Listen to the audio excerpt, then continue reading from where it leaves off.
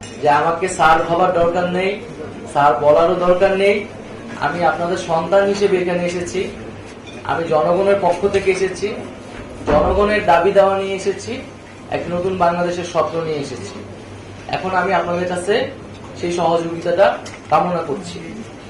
আমরা জানি যে তথ্য ও সম্প্রচার মন্ত্রণালয় একটি রাষ্ট্রের এবং বাংলাদেশের খুবই গুরুত্বপূর্ণ একটি মন্ত্রণালয়, এবং সামগ্রিকভাবে বাংলাদেশের যে মত প্রকাশের স্বাধীনতা, গণমাধ্যমের পরিস্থিতি, সেটা কিন্তু এই মন্ত্রণালয়ের উপর অনেকাংশে নির্ভর করে।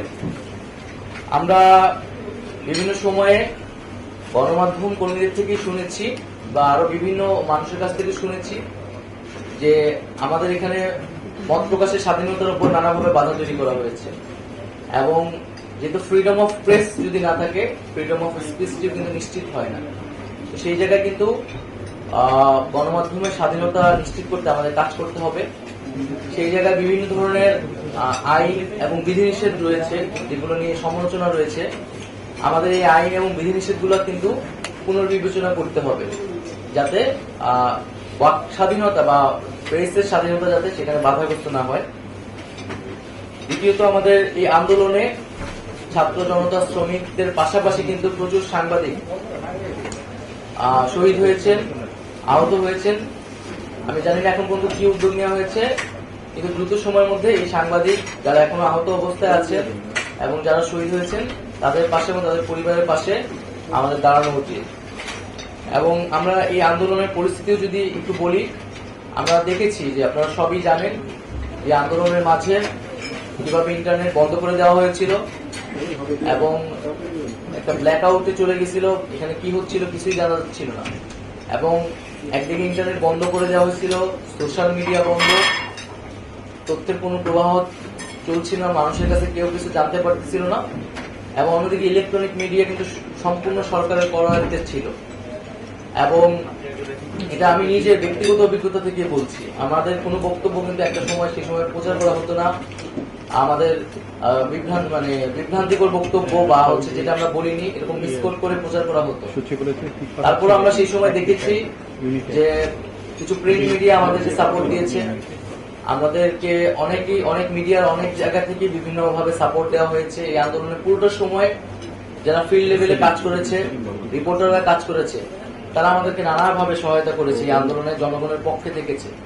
হয়তো হাউজের কারণে, হাউজের পলিসির কারণে, মালিকের কারণে অনেক কিছু তারা সেই সময় করতে পারেনি। আমরা চাই না যে এই জিনিসগুলো বাংলাদেশে কখনো পুনরায় ফিরে আসুক। গণমাধ্যম যাতে তার যে স্বাধীনতা, সেই স্বাধীনতা নিয়ে কাজ করতে পারে এবং জনগণের পক্ষে সবসময় কথা বলতে পারে। আমরা সাংবাদিকদের বেতন কাঠামোর বিষয়টি নিয়ে কথা বলতে চাই। এটি নিয়ে অনেক অসন্তোষ রয়েছে, এবং আমরা যদি মেধাবীদেরকে উৎসাহিত করতে না পারি সাংবাদিকতায়, তাহলে কিন্তু সাংবাদিকতা এগোবে না। সেই জায়গায় যারা রিপোর্টার, যারা জুনিয়র লেভেলে কাজ করতেছে, তাদের বেতন কাঠামো কিন্তু খুবই কম। অনেক জায়গায় কোনো বেতন কাঠামো মানা হয় না। তো এই বিষয়ে সুস্পষ্ট নীতিমালা প্রয়োজন। এবং আমাদের যে প্রতিষ্ঠানগুলোর কথা আপনারা বললেন, এই প্রতিষ্ঠানগুলা দ্রুততার সাথে গতিশীল করা দরকার, আধুনিকীকরণ করা দরকার। এগুলো খুবই স্থবির অবস্থায় আছে। বিটিভিকে দেখলে মনে হয় এটা 90 দশকে, 80 দশকের বিটিভি, এবং ওই জেনারেশনই বিটিভি দেখে, আর কেউ দেখে কিনা আমরা জানি না। একটা তো হচ্ছে তার একটা দলীয়করণ, রাজনৈতিককরণ আছে, আরেকটা হচ্ছে তার কন্টেন্ট গুলাও হচ্ছে মনে হয় যে এই প্রজন্মের জন্য নয়। তো সেই জায়গা থেকে আমি মনে করি সকল প্রতিষ্ঠানগুলোকে আধুনিকায়ন করা উচিত। মানে জাস্ট সরকারি একটা প্রতিষ্ঠান এবং সেখানে কিছু সরকারের পক্ষ থেকে সরকার অ্যাসাইন করে কিছু লোক বসবে, কিছু পদ দখল করে বসে থাকবে, এরকমটা যাতে না হয়। সত্যিকার অর্থে যাতে এই প্রতিষ্ঠানগুলা কাজ করে, এই জন্য আধুনিকায়ন এবং গতিশীল করা উচিত।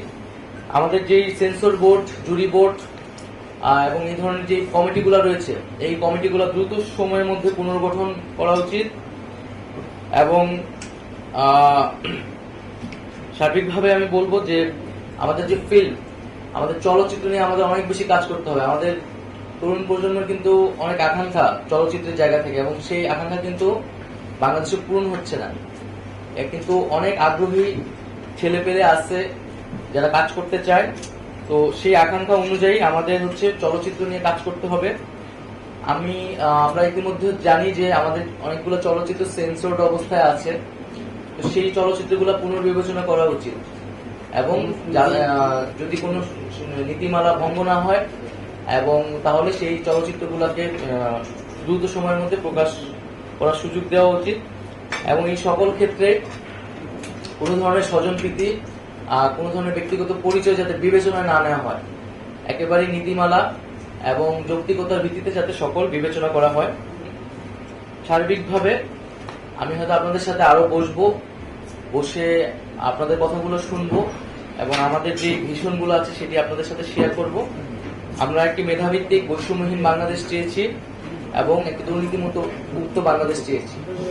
সেই আকাঙ্ক্ষায় আমরা বাংলাদেশকে পুনর্গঠন করতে চাচ্ছি সার্বিকভাবে সকল সেক্টরে, এবং আপনাদের কাছেও সেই আহ্বানটি থাকবে যে সরকার যে লক্ষ্য নিয়ে কাজ করছে আমরা সকলে একসাথে ঐক্যবদ্ধভাবে বাংলাদেশের মানুষের পক্ষে এই বাংলাদেশটি গড়ে তুলব। এটি আমাদের কাছে একটি সুযোগ এসেছে, সেই সুযোগটি আমরা কাজে লাগাবো এবং আমাদের যে গণমাধ্যম, আমাদের যে তথ্য এবং সম্প্রচার, সেই বিষয়গুলো নিয়ে আমরা যাতে আমাদের কোনো ধরনের সমালোচনার সুযোগ না আসে সেই বিষয়ে আমরা সচেতন থাকবো। আমরা জানি বিগত সময়গুলোতে গণমাধ্যম বিভিন্ন সূচকে কিন্তু বাংলাদেশের অবস্থান খুবই খারাপ ছিল। দক্ষিণ এশিয়াতে আফগানিস্তানের পরে কিন্তু বাংলাদেশ ছিল, এত নিচের দিকে ছিল। এই বিষয়গুলো কিন্তু আমাদের খুব গুরুত্বের সাথে বিবেচনা করা উচিত, কারণ গণমাধ্যমের স্বাধীনতা কিন্তু গণতন্ত্রের অন্যতম একটি পিলার বলা যায়। তো আমরা যদি গণতন্ত্র চাই, আমাদেরকে গণমাধ্যমের স্বাধীনতা, মানুষের বাক স্বাধীনতা নিশ্চিত করতে হবে। আমি আরেকটি বিষয় উল্লেখ করে শেষ করব যে সাগররণী হত্যাকাণ্ড, এই হত্যাকাণ্ড খুবই বেদনাদায়ক, খুবই নির্মম, এবং আমরা জানি এই হত্যাকাণ্ডের বিচার নিয়ে কি পরিমাণ প্রহসন করা হয়েছে, যে বারবার তার প্রতিবেদন গুলা পিছানো হয়েছে। তো এই সাগররণী হত্যাকাণ্ড সহ এই ধরনের যে হত্যাকাণ্ড গুলা হয়েছে, সাংবাদিকদের উপর নিপীড়ন হয়েছে, এই বিষয়গুলোর তদন্ত করতে হবে এবং সরকারের জায়গা থেকে যা ভূমিকা বা মন্ত্রণালয়ের জায়গা থেকে সেই ভূমিকাগুলো আমরা অবশ্যই পালন করব।